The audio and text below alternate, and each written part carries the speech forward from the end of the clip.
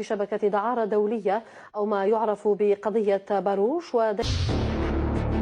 هو رعية فرنسية اسمه الكامل جون ميشيل باروش، صانع أكبر فضيحة أخلاقية بالجزائر، وهو يختفي وراء الستار صاحب وكالة وهمية لعارضات الأزياء بإحدى الأحياء الراقية بعنابة.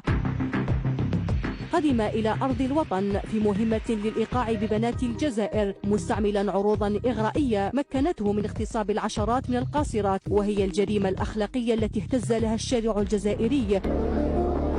وكان الرعية الفرنسي باروش قد مثل للمحاكمة بعد الإطاحة بشبكة الدعارة التي كان يترأسها لابتزاز القاصرات لتقعن فريسة بين مخالبه، بتواطؤ أخصائيون في طب النساء الذين وظفهم للإجهاض، وهي الفضيحة الأخلاقية التي واجهها المتهمون أمام محكمة الجنايات هذا الخميس مجددا بعد الطعن بالنقض أمام المحكمة العليا. هكذا طوت المحكمة قصة العجوز باروش ذو الأصول الفرنسية الذي كشفت مكيدته الدنيئة مراسلة صحفية جعلته يقبع لسنوات وراء القضبان عقابا على ما فعله بالفتيات الجزائريات.